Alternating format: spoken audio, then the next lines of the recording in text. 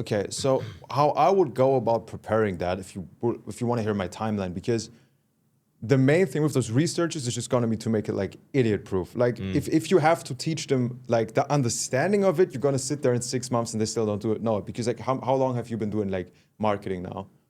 Like for OF? Since January, end of January. So you're 6 months deep, you know, and like I'd argue you probably like you're now at the point where you understood it, but the first couple of months you were like, what the fuck am I even doing? Yeah, it's the same for all of us. So like we want to like not need to teach understanding as much as possible. You just want to tell like, okay, like is the background a white wall or is there something in the background? Well, there is. Okay, good background. You know, like just yes or no checklist as easy as possible. The way I would go about it, and it's gonna suck for you, you're gonna hate it, but it's actually gonna work, and this is what I do as well, is for example, on the one hand, we start getting leads now for the positions, you know, so after this, we can start figuring out like our lead sources, let's say student community, like LinkedIn, like hiring sites, whatever, post a couple of job positions for them, okay? Get the word out, run them through the testing. It's gonna take a week probably.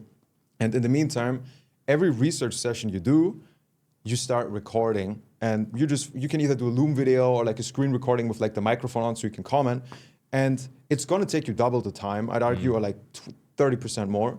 And you just comment everything that you're doing. So like as an example, I can take my phone out and like the way we go about it is, okay, this video here, yeah, let's not take it. The background is pretty annoying. Like it's a white wall, fuck this. This video, it's good because same body type as our creator. This is interesting. This is what I don't like. I think about maybe doing this and this. Okay, next video.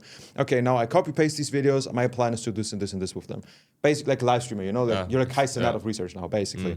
Like Montana Black, you know, Kostigi.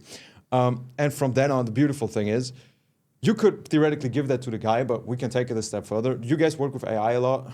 Or, yeah, a lot. Yeah, then you know the next step. But we just transcribe it and put it into Claude. And now we can actually tell Claude, okay, from OFMOS, we have all the checklists for research, right? You can also give him access to that. But now you can actually put together like training resources, checklists, and all this shit. If you do this for a week, like you're gonna have a fully planned out training structure. Like, okay, I have a new lead for this position. This is his job. I want him to do this. This is how I did the task. What do you need from me to make that happen? You're gonna send him a bit of input, all the transcripts. And then we can just run him through. What we always do is, if it's a German, I mean, are you cool with flying him out here? So again? If you hire a German, are you cool with flying him out here for a week? Okay, maybe. Yeah, you have to share, you have to share beds or something for a week or give him a hotel. But you don't have to do this. You can also do this over Zoom. For us, it's just way easier because I would just like run him through like a complete boot camp of like 10 hours a day fucking scrolling. And on the one hand, it's gonna be so horrible that you filter out all the people that are not made for this position. It's like Hell Week in the Navy SEALs, you know? You filter out half the applicants already. On the other hand, he just builds momentum because, bro, if you scroll for 10 hours a day after a week, you get it. Yeah. It's just volume. So at that point, I would just sit down on a call with him or have him in person and just let him scroll.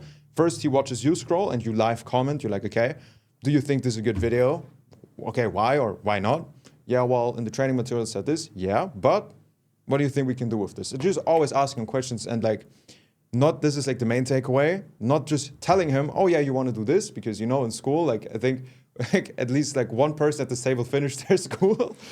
So like you don't want to be the teacher saying, oh yeah, do this. And you're like, oh, whatever. Like, but you want to like force him to think about it every single video. Like, is this good? What are you going to do with it? And after a week, he got it.